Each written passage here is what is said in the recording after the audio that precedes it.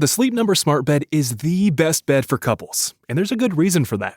Only Sleep Number Smart Beds let you choose your ideal comfort and support on your side of the bed. Firmer or softer on either side. Sleep Number does that. Perhaps you want your side cooler, and your partner wants their side warmer. Sleep Number does that too. You choose what's right for you, making it the best bed for the both of you. The Sleep Number Smart Bed will even automatically respond and adjust to your movements to help you sleep comfortably all night long. Your smart bed will even learn how you sleep and provide you personalized insights to help you sleep even better. Why choose a Sleep Number Smart Bed? So you can choose your ideal comfort on either side. And now, save 40% on the new Special Edition Smart Bed. Ends Monday. Shop a Sleep Number store near you. See store or sleepnumber.com for details. Bombas makes the most comfortable socks, underwear, and T-shirts. Warning, Bombas are so absurdly comfortable you may throw out all your other clothes. Sorry, do we legally have to say that? No, this is just how I talk, and I really love my Bombas. They do feel that good. And they do good, too. One item purchased equals one item donated. To feel good and do good, go to bombas.com/Wondery and use code WONDERY for 20% off your first purchase. That's BOMBAS.com/Wondery and use code WONDERY at checkout. Edit audio.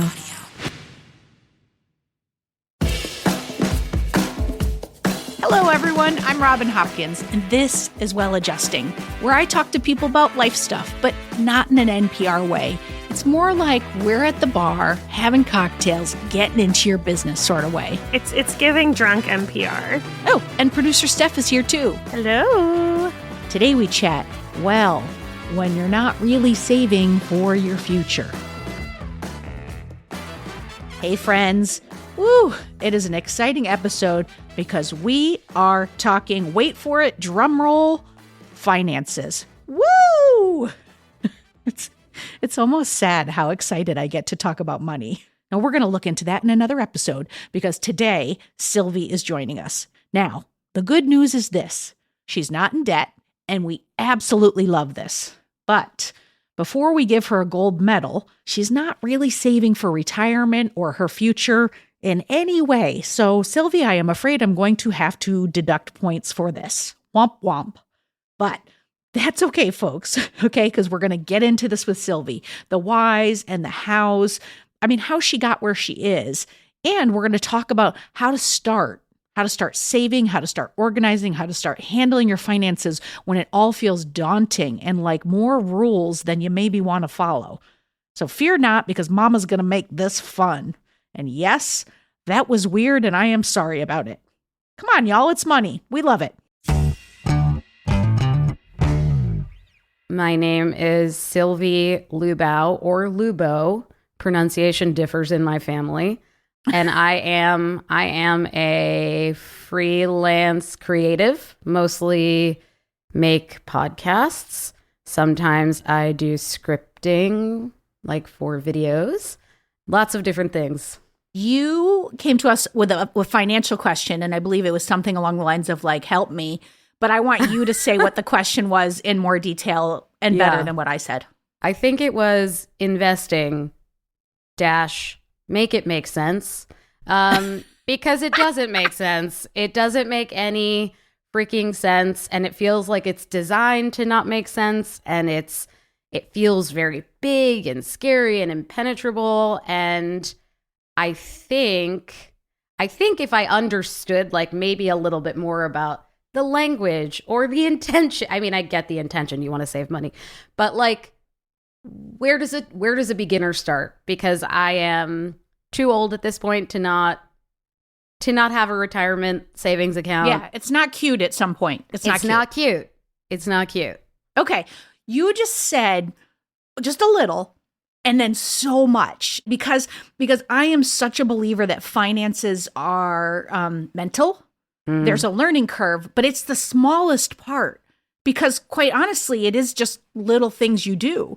But I think most of it is fear around the area, like historical context about how you were raised in terms of money, your philosophy about money. Yeah, Does money mean like, fuck it, I deserve this? Like money can mean so many different things. So like what's going to happen in this episode, and I'm just preparing you, Sylvie, is that we're going to talk about the what you should do, like to get you set up. But I think it's really important to start with talking about the why you do what you do. So, oh my God, you're gonna Freud me. You're gonna Freud me about money. I'm gonna Freud the fuck out of you, Sylvie. But yes, let's go. So, it was the best day for me to have a Celsius before this. Okay, sponsor us, Celsius. Okay, so let's talk how you approach finances. Like, are you in debt? Was your family in debt? How do you think about money? If you know. So the first thing that came to my mind is student debt, student loans. And I remember this whole thing with Sally Mae around consolidation. Sally Mae. Sally fucking Mae. I already know where you're going, by the way, and I fell for this too. Keep going. Yeah. Well, I don't know if I think I didn't fall for it, but then I fell for it. So I don't even know what happened. I can't remember.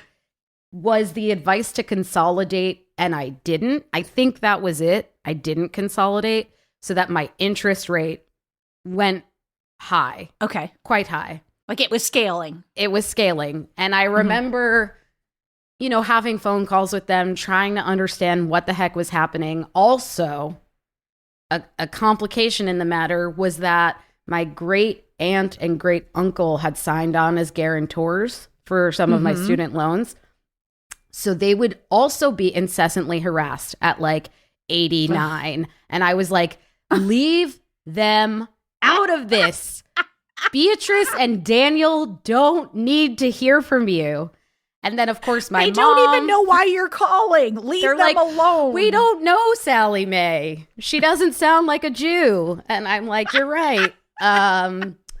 So that was always like created a sense of anxiety around money. I did pay it off in full. So that was like my debt, but congratulations. Paid off. But yes, that feeling of like anxiety and hitting a monthly payment and what happens if you don't, and my family being harassed. And so there's that. What else comes to my mind when I think about money? Are you in debt right now? Do you have credit card debt? Nope. You live without debt. Okay, great. So is that something that you always did, or is that new? So I came to credit cards late in my life, which was, is it good? Okay, I'll take good. I was just like, it's good in the sense that you didn't rack up debt. I didn't, but I was also like, what is a credit card? Like a real ding dong. But eventually I got myself two. One, because I was like, let me see about the hotel points on this card. And the other was just like a regular, like travel points. Got rid of one, only have one, no debt. Okay. So you use it monthly and you pay it off. Yes. Oh, this is already my second kudos. Woo! All right. Killing it. Then I want to ask you this question because you're already starting in a place that's fucking fantastic. Oh. So I want to ask you this question. How is money talked about in your childhood? Was it talked about? Is you being debt-free a reaction to your parents? Was there planning around money? How was money never spoken about? Give me that. Give me that. Give me that. Give me all that. Okay, so I don't remember ever like talking about it explicitly, like being taught like, this is how you make a budget, or this is how we think about savings. But I definitely remember, my mom had a full-time job. She was an after-school director and a summer camp director, pretty much the mayor of Park Slope. And so she had a full-time job, and like it was stable, paycheck every, however often they pay you. Now I'm a freelancer and I forget, how often do you get paychecks? Sometimes is the answer. Sometimes. My dad was a freelance wallpaper hanger. And so there would be periods. Shut up. I love that. But yeah, so there were definitely periods that were slower where he didn't have work. And I can remember my mom in particular feeling anxious about that. So there was like an undercurrent of anxiety. Not like all the time, and not in such a way that like, at least for me, I don't know if you talk to my sister, she'd feel differently. Not in such a way where we felt like we had to like limit what we wanted to do. Does that make sense? Like we were never like, oh, you never felt scared. Yeah, not like that. Okay. There's just an awareness. Yeah, I think that's how I describe it in a very blabbering kind of way. No, you're doing great. But so, okay. So I want to like ask a couple of, does this feel right? Right. So we can, because I do want to move us to talk about investing. Because like the first thing I'm hearing is like, you're living within your means. You are, you're handling things ish, right? But you're figuring it out because you're not carrying debt. Right. You paid off big debts like student loans. So you have the capability to put your mindset to something and to complete it, not to like, because there's people that'll default. There's people that are just like, fuck it, I paid $1 and then they have that forever. So you're in a really good position. Okay. And you had an awareness. It doesn't feel like there was like fear instilled in you, like you weren't crying, watching your mom cry in a car over money. Right. So these are all really great building blocks. But it sounds like, is it like this? I have this psychic and she'll be like, does that feel right? Which means you're fishing, by the way, but whatever. She's a good psychic. But does it feel right to say there's just like a lack of knowledge in this area? And maybe it's just not something that you like. I think anyone who listens to this podcast can tell, like, I get really super jazzed about the financial episodes. Like, I love it. I love the thinking about it. I love the planning. I love the growth when you do something that's like, I love looking back, but it's like, it just might not be your jam. Like, that's just not a world where you're like, I love it. It has not been my jam. Okay. And I don't know why that is. Like, why didn't I learn that in school, how to balance a budget? Didn't learn it. Nobody does. Wasn't a subject. You'd think some of this common sense stuff that every adult has to do, they would introduce that into education. That would be super fucking cool. But they didn't. And then I guess the other way people learn is probably through their parents. Like if they have a very financially minded parent, then maybe that's some way they learn. But I didn't, I didn't learn. So I don't think you're alone, by the way. I really, like my daughter and I, she's 15, about to be 16. And we just started really talking about money in a way like I have always been talking about it. But I was like, ooh, I've got this financial doc. I was like, I'm going to copy it, make one for you. And we're going to do a very small version because you don't have investments. You don't have this. And you're going to start to see this and you're going to build it out.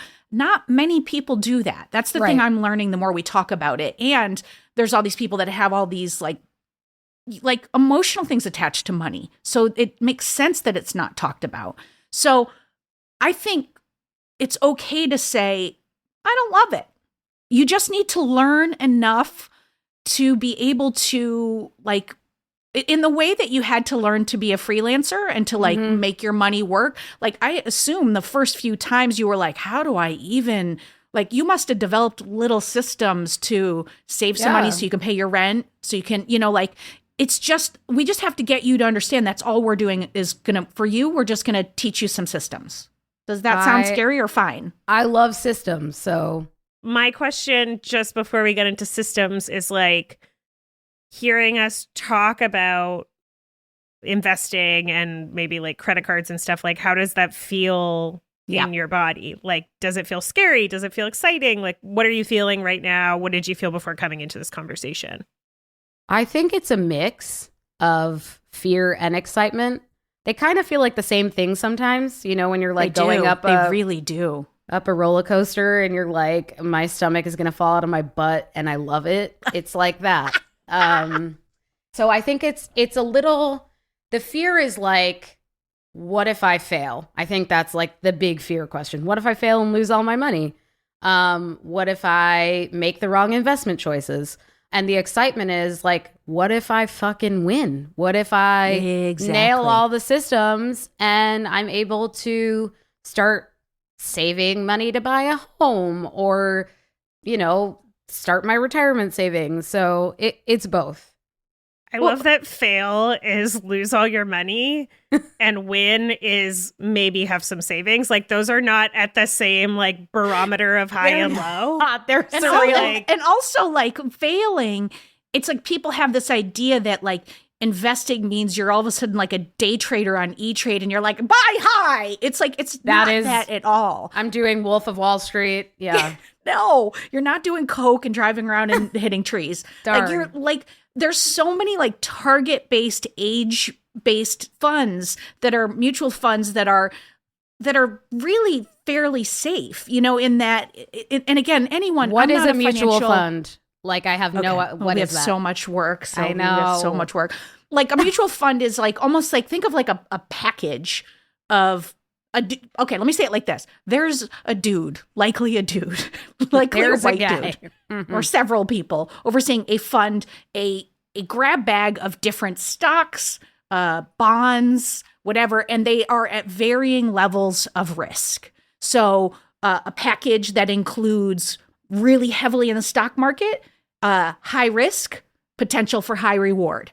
A mutual fund that is got a lot of bonds, like government-backed type things, or like that are not like less in the market, is going to be a lot more stable, and you're probably going to have less likelihood of a reward. And you tend to, it's like a sliding scale of that crosses of age. When you're young, you can be more risky. When you are closer to retirement, you generally want your risk factors to start to go down. That makes sense. So, right, because at that point you want to just get your shit out. But when you're younger, you want to take advantage of the highs. I think something that someone told me once that I think has been so profound is don't be thinking about it. Well, the market is bad, so I'm not going to be doing anything. The market is good, so I'm not. No, investing in pieces consistently over time so that when the market is low, you're buying more. When the market is high, you're getting higher returns. It's just most of what we're going to talk about right now is a philosophy. Mm-hmm. And it actually has nothing to do with whether you choose a mutual fund, Sylvie, whether you choose to become a day trader, I'm going to advise you to get a person. But before you get a person, you have to do a couple of things. Okay. I want that person. I need that person. Yes. And by the way, there's so many people who they have this reaction of like, who's going to take me? I have no money. Right. Some of them are not going to. Like, I have a guy, and my guy, when I first started with him, he'd take $1 from me. And now he's, as I've grown in age and my portfolio has grown, he has grown in his work experience and his clientele. So now, unless it's somebody like people like us are referring to him, he doesn't really take people. He wants a minimum $50,000 investment. For me, he'll take whatever if I give him $4, but we're already set up with him. But there are people who are starting in their career who they're going to take some young people, and the gamble is that they want to be with them over their life. Like, I'm not leaving my guy because, like, I trust him. He's done well for us, and there's a trust that's built up over time. So the number one thing is to find a person, whether you have $1 or $100,000 to invest. This is like your therapist. Yeah, you get your person, and they're with you. Okay, ride or die. Ride or die. Okay, and I think that word of mouth is a really great way. But it's just my first person. I just called Merrill Lynch. And was like, and they have like new people who have no clients, and they're going to take you. They're going to be like, okay, well, what do you have?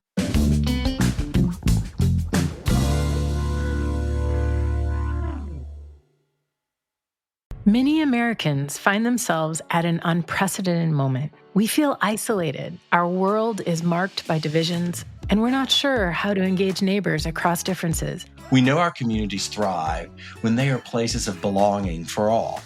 It's time to rebuild the we, a bigger sense of we than what we see around us today. That's why we created Reimagining Us. I'm Nicole Argo, the founder and executive director at the Together Up Institute. And I'm Scott Hutchison, the executive director of E Pluribus Unum. On Reimagining Us, we'll be talking to behavioral scientists, change makers, and educators to understand why we're divided, to hear true stories of people bridging divides and finding common ground. Reimagining Us is available on Apple Podcasts, Spotify, YouTube, and wherever you get your podcasts. Learn more at nextchapterpodcast.com/reimaginingus and togetherup.org/reimaginingus. Your weekly dose of romance and drama has arrived.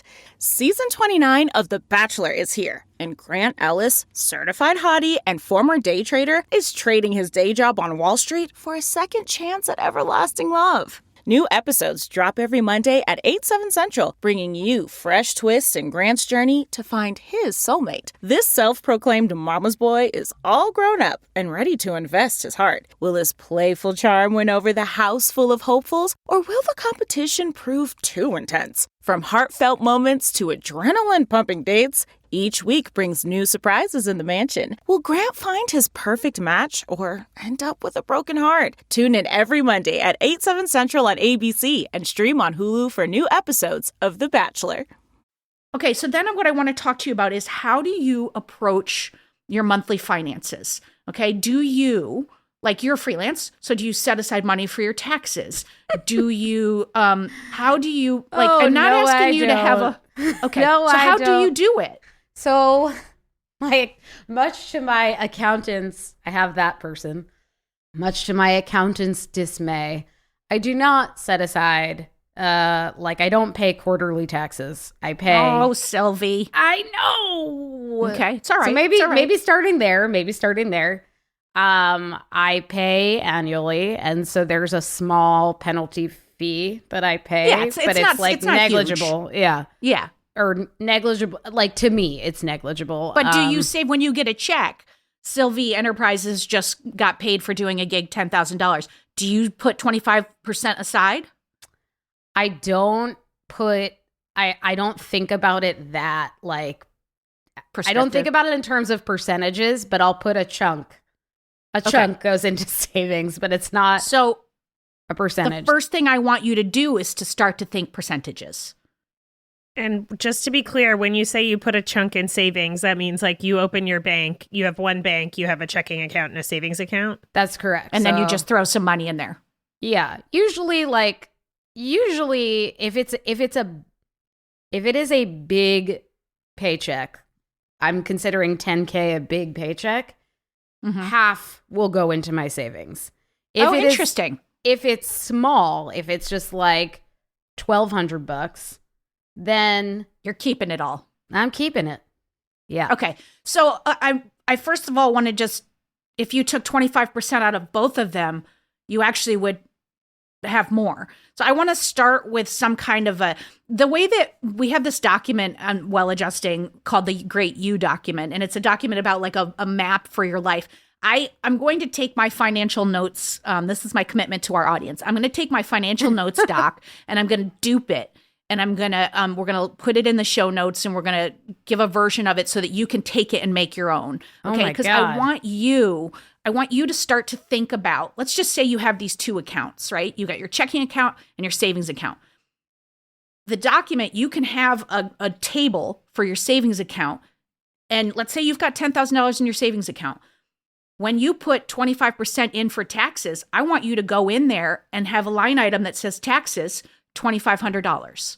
And then whatever these line items totals, how much is in your savings account. So every penny that's in your savings account is earmarked for something. I want you to be thinking about a portion of your savings earmarked for you don't have work that month. I want a portion to be set aside for savings. I'm also going to encourage you, you get that $10,000 check. I want you to save, you'll find your number.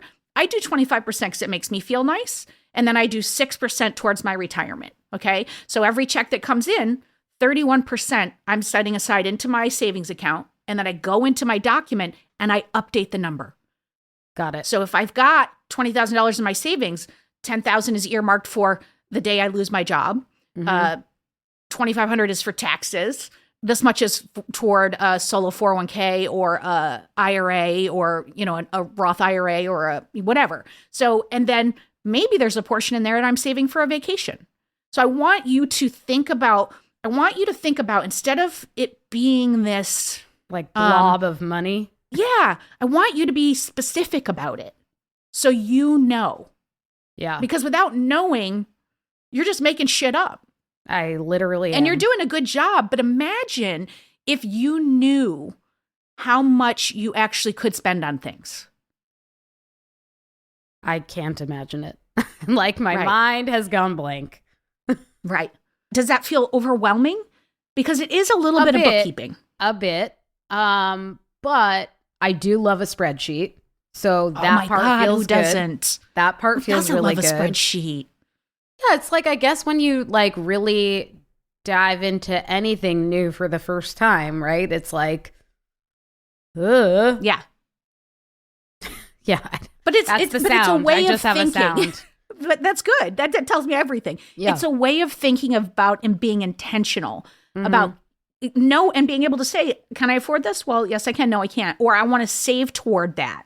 So like I will have line items with targets. So like we were trying to save for a spring break trip. And so I had it highlighted and I had the amount, I had the target number I wanted to save towards. And then when extra money came in, so every check that comes in, and this is the part that is going to be overwhelming, okay? The first section that is the top part of this document is, I'm not a budget maniac. I'm not like, you need, Steph just made a face. You need to account for every single thing. But I am like, you should have a general sense of what you spend. So for me, the way mine looks is I have payments that are due on the 1st and payments that are due on the 15th.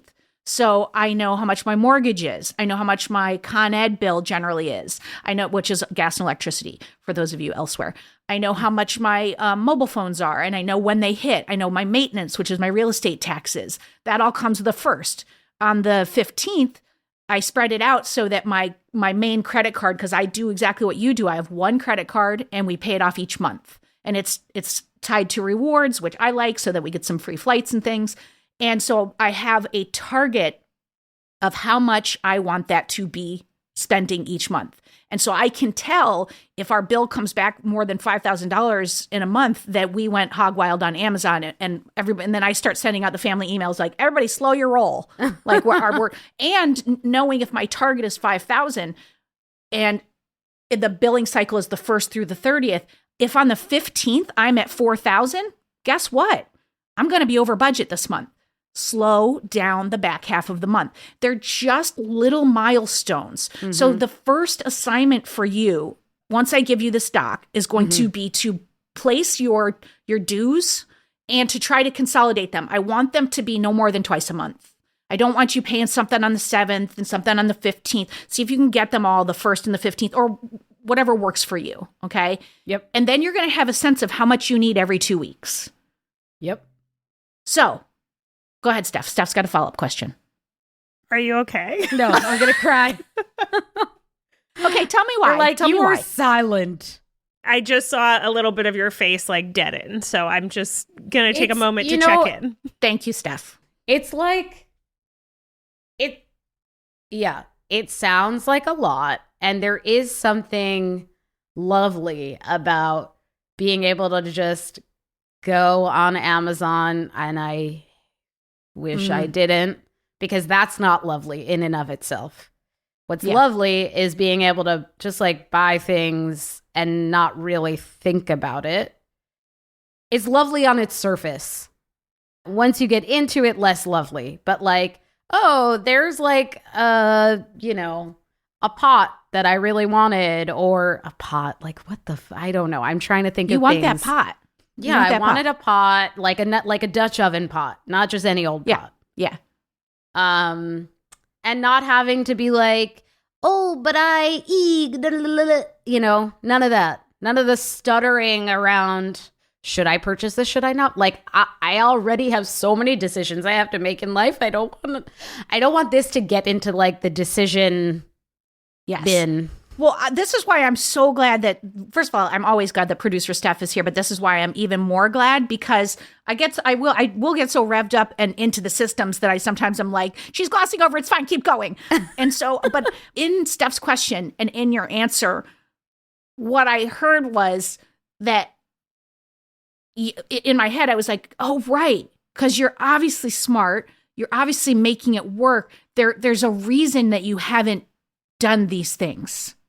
And like you're touching on what because honestly, when you see the document, when I send it to you, I know what I'm saying feels overwhelming. It's really not. It's just, you're already kind of doing it. It's just putting a little framework around it. And I promise you this, but I'm going to come back to what I was saying. I promise you will actually feel more freedom. Because you will know. Yeah, that sounds great. That part. The low-grade anxiety, like, tell me about the low-grade anxiety from wondering if you're going to be able to retire, from wondering if you are going to be able to buy a house. Do you think that is less than having to think about the Dutch oven? No. Right. So you got it. So you need to remind yourself of that in the moments. I think there's a little cycle that would be really great while you're getting this learning curve, a little cycle to build in that is, I'm feeling an aversion to doing this. I'm feeling away, and you'll know what that is, whether it's like, fuck this, why should I have to? I make enough money, I work really hard, I want the fucking Dutch oven. Whatever your narrative is, when it comes up, for you to stop, breathe, take a second, put your hand in your heart, do whatever you do that calms you down, and remind yourself, oh, that's another conversation that's actually a story and it's not true. Because I do feel anxious if I think about this. I do feel like, and then proceed. Because I'm not saying you can't have the Dutch oven. Right. I'm merely saying, shouldn't we know if this month, when I send that email that's like slow your roll, like on the first, Mary goes, are we open again? And I'm like, yes, we are open for business. Let's just not be as frivolous as we were last month. Okay. Thank you very much. It just means I'm not buying it in this billing cycle, but maybe I'm buying it 2 billing cycles where I put that money aside. Yeah. And you're, how old? Can I ask how old you are? Turning 40 this year. Woo! You lived 40 years without a Dutch oven. 2 more months and not going to kill you. It would have killed me. No, you're right. I want the Dutch oven! I want to make a stew.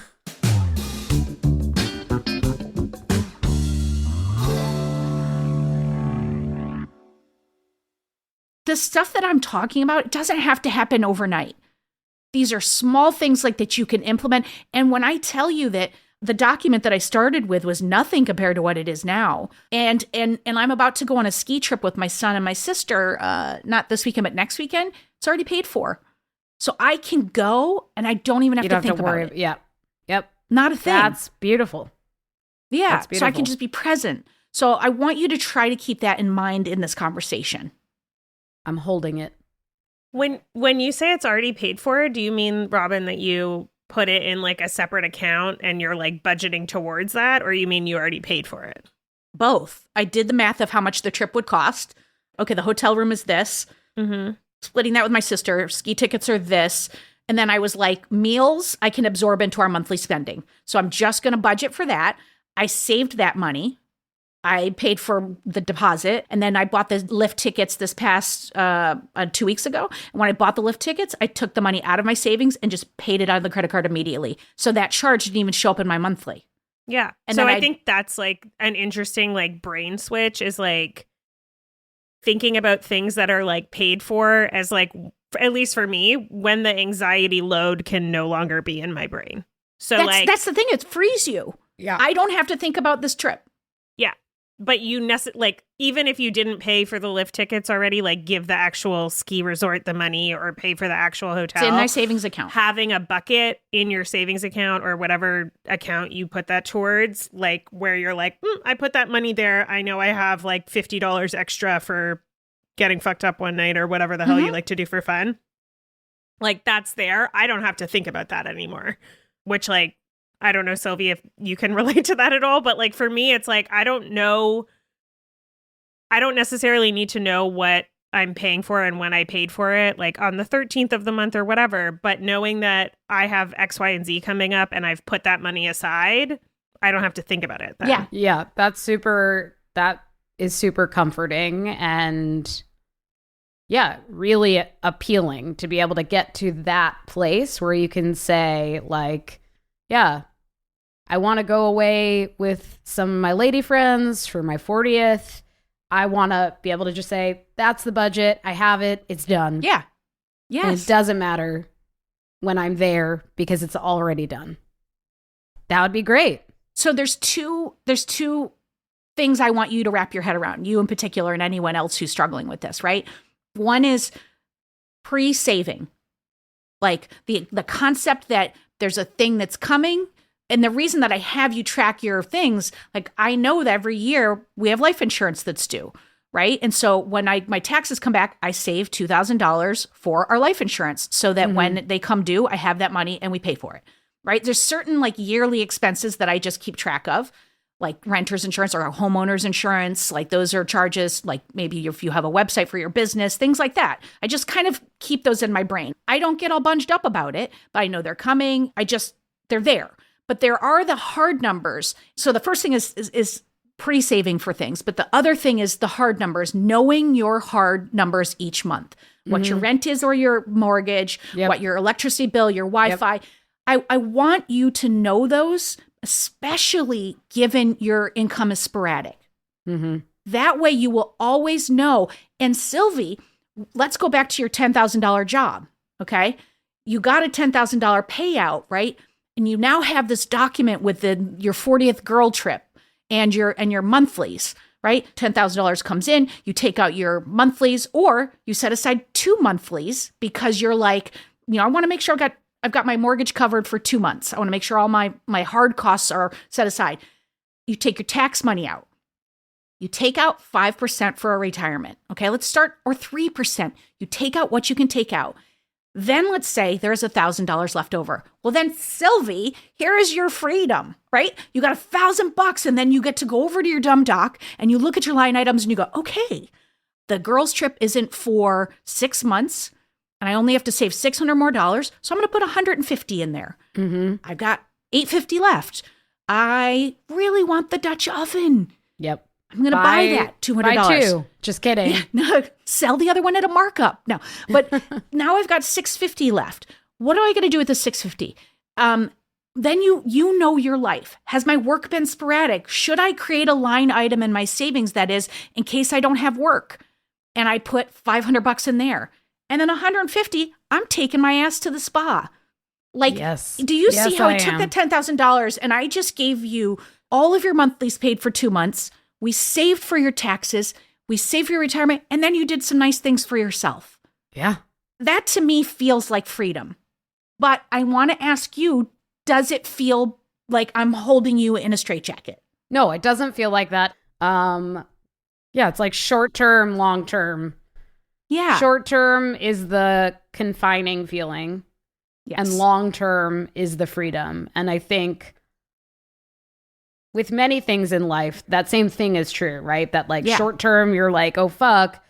And then long term, you're like, yeah. And that really is a mindset shift as well. Just that short term, long term thinking. And so that's something I've been thinking about in other, parts of my life. So I'm happy to incorporate it. Tell me how it would show up in your life. If you shifted your mentality to this, how does it make you feel, or how would it show up if you were starting to think about the long term of saving for your retirement or saving for a house? I mean, that would make me feel amazing. It would make me feel relieved to know that I'm actually doing something, right? As opposed to just like passively watching from the sidelines or angrily cursing the rich or... it would make me feel... We can still do that, can't we? Yeah. We definitely will forever. But so that feels really good. And then I can't even imagine. It's like when I'm remembering like when I was into running years ago. Years ago, my body can barely move now. And I set a goal. I was like training for a race, like my first ever race, a 5K. And they say, like you have a training schedule, you run a mile, you run half a mile, you run 2 miles, it's kind of like, and then there's race day and you do it. So in this analogy, there's the savings, which is like the training. And then there's the day that you buy the home. And like, my God, I don't even know. I can't even fathom, but I know when I ran the race, I felt like fucking Superman or woman or super person. Right. I would encourage you to maybe do, because I didn't want to touch too much on like the past because you're so stable, but however you reflect on things, whether it be journaling or meditation or just maybe just thinking about it or talking about it, I would encourage you to think about your relationship to money and keep asking yourself questions about why now? Why am I coming to this now? What didn't I get? Like, what are my fears? And just trying to identify that so you know what's around you while you do this. That's super smart. Do the doc. And then when the doc is done, I want you to get a person and I want you to be thinking like, you may not have any amount to give them immediately. What if you just said, I would like you to start a mutual fund for me. and I can give you like $100 a month. Yeah. And it comes out every, on the 4th every month. And you just do that. And then when you get a raise, you go, I can bump that up to $150. Can I ask want you to, yes, how do you please. feel about like some companies that are trending right now? So Elevest is one. Have you heard of Elevest? Is it like Acorns? Is it like a small thing into the market, like small purchases into the market? Yeah, and it's all women owned, all women owned, all women led. Seems oh my God, like I love them. I know. Seems like a great option in terms of like find the guy or gal. But like, should I proceed with caution? Should I what's my due diligence when I'm trying to find the guy or gal? Okay, first of all, we use Acorns because I found them at one point and I love them. And what they do is small purchases into the stock market. And again, you can set like how risky you want to be, how whatever. And to me, that's just like a fun money account. And it's just something I do. And over the years, like, I don't know, I just turned around and I got like $8,000 in there just by putting almost nothing in there. Yeah. And I just recently I was like, why the hell have my kids and I did a commercial and they got paid like $1,500. And it was sitting in a Bank of America savings account making $0 in infinity. And I just opened up kids accounts for them, like a UMA, UMC, UMG, whatever that account is. It's basically like a parent controlled account. When they're 21, they get full access to it. I put that money in there in March and I put in $25 a month, like, because I feel like I'm a nice mom. And they've already made, like, each of their accounts have already made like $400. Oh my And by the time they're 21, if I never put another dollar in, my older kid will have $6,000 and my younger kid will have $8,000 by the time they're 21 without doing another thing from $1,400. So it's not so much what you do. Yes, do your due diligence. It's that you do something. Okay. Like the reason I say get a person is because I would never sit here and be like, you should be in blue trade ship stocks. Like, no, I'm not. I should not be doing that. But a person should tell you, like, they'll sit with you and talk about your goals. Yeah. And they'll say, you want to buy a house? Let's put you in something that's a little more long-term. It's going to be a little harder to get out, but it's going to maybe have a higher return. And it's going to be, if you are just trying to invest for a year to do something, they'll have a different option for you. They can also give you retirement packages. You can roll over 401ks to people like that. And then, yes, and Elevate. Is that what the name of the company was? Elevate? Elevest. But Elevest. Also, just from Googling quickly, I don't think it's the same as Acorn. It seems like it's not, more like, it's like robo wealth management. Okay. And from what I understand, the $12 per month plan is like courses you can take and like gaining financial literacy. But They anything offer beyond that, that but to get like a person costs extra. Yes. And oftentimes a person, if you go through like a Schwab or Merrill Lynch or whatever, they're going to just take a percentage of your like 1% or whatever. But like, yes, do your due diligence. Like, I love NerdWallet. I love all those things. And they'll just tell you, like, I think that's how I got Acorns. Like, I'll hear of something and then I research it and I get on Reddit and do all that stuff. But I think there are a million ways to educate yourself. A person can just be a starting place or that. I don't know how I feel about the robo of it all, just because the AI of it all, because I feel like I want to be able to call, like, my guy's named Rich. I want to be like, Rich, I want to do this. And then he'll say shit to me that I can then make a decision. Like the thing you said about your taxes earlier, you were like, I don't pay quarterly. There's a slight fee. And my guy, Rich, will lose his mind over me taking a hit of $400 not paying quarterly. Because for him, he lives and breathes the shit. And for me, I look at it's going to take me a bit to fill these out and print them and mail them. It's $400. I don't really care in the scheme of things. Right. Those are decisions you can make when you talk to Rich. Got it. Or you're Rich. It's nice to be able to call someone who like I knows love a your phone a shit. friend. Yes, I do love too. a phone a And friend. knowing yourself in this process is really important. Knowing what you need. And the reason I say that something like an Acorns or whatever to start is, it is, if you were to do, and again, like, we're not sponsored by Acorns. I'm not telling everyone to go to Acorns. Like, do your due diligence. But let's just use Acorns as an example. And Acorns, please sponsor us.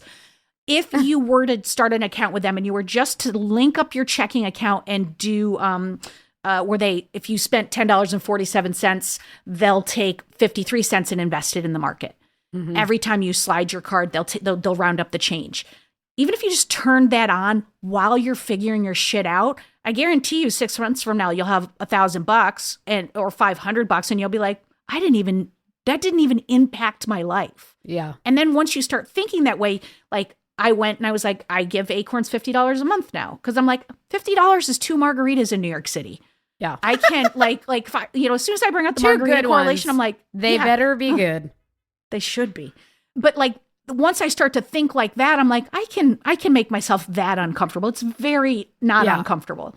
That's why you got to start with the doc and start with just a little bit of education, because there are a lot of non-painful ways.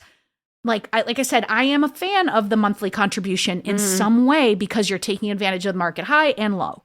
You're making money when it's high. You're buying more when it's low. Like, I think also when you have like the person, like I have the same experiences. Like, I don't want to make more decisions or have to do more homework. Like, I look at 9,000 budgets and 9,000 spreadsheets every fucking week. And like me printing something, like I am not going to a printer to print a document. Like, it's just like a pain in the ass. Sometimes you have to, but whatever. But sometimes the person you find will do the things for you. They do. Which is a dream, they want because your they want money. to keep you and they want your money. Yeah. They and want so, to like, treat you I right. never pay the IRS. Someone does it for me. And it's incredible.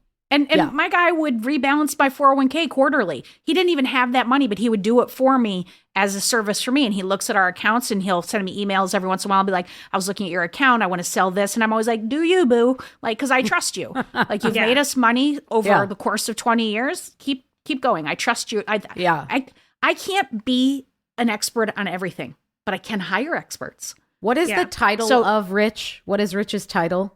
He is he's a financial and investment advisor. He's an FID. He's a FID. Yeah. Also, our producer Maria made a joke saying, "LOL, that your financial dude is named Rich." I know. So I know we've thrown a lot at you. Yeah. I feel like you have a place to start, but I want to and I'm just going to say it one more time, and then I want to ask how you feel as we leave you. And I'm not leaving you. I am going to send you the doc. I need to make it for my daughter anyway. You know, we could do a follow-up. I love all of this. But you're going to think about your mindset. You're going to think about your past and all of your associations with money. And then you're going to start the doc. And phase 2, get a person. Get a person. As a plan, do you feel more anxious than when we started? Less, or both? Or do you think it's doable? I feel more excited. I feel more excited for you. Yay! I feel more excited for you. Oh, I love this. I think the person gives me a lot of comfort. So I hope I find the right person. That's like the main. You will. And the beauty is you can just dump them if they're not the right person. If they're not. That's the beauty of email. I can tell pretty quickly if they're the right person. I also like words of like affirmation, like you're not in debt. Like you are so miles ahead of like a lot of people, regardless of it feeling like you're not. I'm always available for financial talks. Let's just talk every morning so I can feel better about myself. Like, no, but give yourself that as like a reason to continue moving and not to be like, well, I'm already in the hole, so I might as well stay in this hole. Like you're not in the hole that you've built in your mind. Don't let it be your out to not doing the thing. Yeah. 100%. What's really important, I helped my friend Aileen. She was our very first episode on Well Adjusting. And she is like, puts me to shame at this point. Like she is just crushing it. And one of the things that came up with her in the early part is it was very daunting, but she was not seeing her wins. So I want to encourage you to anytime, like if you never celebrated the fact that you paid off your loans, I want you to do that right now. Who cares? Not in this moment, but this week. Like I want you to be thinking about a bottle your of wins. Prosecco, God damn it. That's Why right. not? And cheers the fact that you live debt free and that you paid off your student loans, which most people your age don't do those two things. I want you to be looking for moments as you go on this journey, looking for moments to celebrate your accomplishments and that you want to take this on. Man, Because I believe in you. Guys. Come on, Oh, Sylvie. shucks. Come on. Like, Oh, I shucks. offer myself to you whenever you want to check in. You holler at me, and I'm happy to like answer any questions or just give you an atta girl. Like, it's not That's easy so generous. to switch your thinking. That's So- super generous. Just even the offer is generous. So Listen, you got Thank this. you. You got this. all right. 2025, I'm coming for you. You have reached the well-adjusting expert of the day. Hi, I'm Asia Evans, a licensed mental health counselor who specializes in financial therapy and author of Feel Good Finance. Not planning for the future comes up so frequently, and I think there is an aspect of this that comes up for everybody at some point in their life. We have a really hard time thinking about our future selves because we are kind of, and I say this gently, stuck in the present. Present feels all important compared to what will the future version of myself need. And what we have to do, especially when it comes to saving or planning or retirement, is to think about our future selves. What kind of life do you want to lead? I love so much that you can be in the present. This is amazing, but I want to make sure that you're going to be okay in the future. So, one, let's look at your money. Please look at your money. Everybody look at your money. Decide what you actually want, and then figure out what you need to do to get those things. And that is really thinking about centering yourself and what you want your life to look like, and then making a plan. And that could be, okay, I'm going to pay off my debt for the next 5 years. And then after that, I am hitting my retirement accounts really hard. If that's what you want, great. I might also introduce, hey, why don't you try to invest a little bit in your retirement as you're paying off your debt? You can do these two things at the same time, but let's start talking about it and let's stop avoiding it so that you can feel better. When I'm talking to people about their retirement, I don't want them to go dark. I want them to get excited.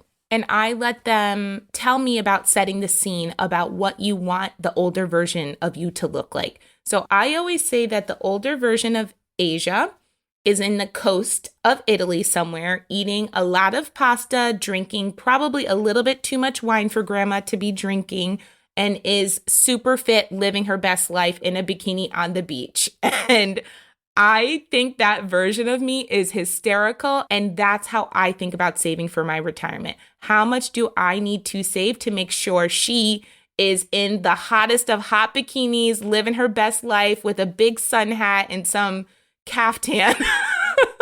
Like, how do I make that happen? And I think that excitement of dreaming can be fun for people, and that allows them to picture what their life would look like, to say, okay, how do I make sure that I'm taking care of the future me too? And it doesn't mean you're going to be saving as much money as possible right now. That's not always possible for everybody, but any little bit helps, because hopefully you have years, if not decades, for that money to turn into something else, for it to compound, for it to grow. More money is better than none, right? Like, you can't compound on 0. But you can compound on 100 or 50, and slowly that will give you some more funds than you would have if you didn't start at all. So let's start today. We can deal with the, shame and guilt and the feelings of regret or feeling like you made a financial mistake because you are starting what you define as later. It might not be later, but I'd rather have something, even if it's not a ton, but it might just be a little bit to be more helpful than 0. People feel so lonely in their feelings about money. And a lot of the work that I'm trying to do and just get out there in general, that is also centered around in my book, is that shame makes you want to isolate. And it makes you feel sad, and it makes you feel depressed, and it makes you feel like you're the only person in the world going through this. And really what I want people to realize is that you are not alone. Somebody else is going through this, and you have no idea that this is coming up for them. So what do you need to do to start having a little bit more of an open mind and open conversations around what's happening for you financially? because that's where we start breaking up the shame. That's where we break up the isolation, finding community, feeling like, oh, you know what? I had no idea that my bestie was going through the exact same thing because we never talked about it. And now, not only is she my new accountability partner, but now we're growing our money together. And that feels really awesome to me. So please talk to your friends, talk to your family, talk to somebody that you trust, because I promise you, you are not the only one going through this. Seeing a financial therapist can feel hard, and I understand, but that's also why I wrote my book, right? Like, I wrote Feel Good Finance because I want people to take the time to start interrogating themselves and get really honest about what is holding them back from their best financial life. So I would love to see as many people as possible, but I can't see everybody. And if you're too nervous or you feel like it's outside of your financial comfort zone right now, that's okay. You can pick up my book. And it's like literally sitting in therapy with me. And then we can go from there. Okay, friends, class dismissed on finances for today. One last bit of advice, sign up for that 401k at your job. And then help me in thanking Sylvie for being the brave one to share her story and be open to some help in this area. And thank you to Asia Evans for coming back as our expert of the day. Why don't you go ahead and follow her on Instagram? She's at Asia E Therapy. And oh, hey, while you're at it, go out and buy her book. It's called Feel Good Finance. You will not regret it. For more Robin, and you may need that, you probably don't need it, but like if you do, you can follow me at Real Rob Hops on all the platforms, all the socials, as the kids today say. Well Adjusting is an Edit Audio original series. It's exec produced by Steph Colburn and Robin Hopkins. Our producer and editor is Maria Passingham, and our production manager is Kathleen Speckert. Thank you to the entire Edit Audio team and to you for listening. Oh, hey, before you take out those AirPods, this show is just for entertainment. If you are in need of help, please, please, please reach out to a professional. Go ahead and get that help. You deserve it.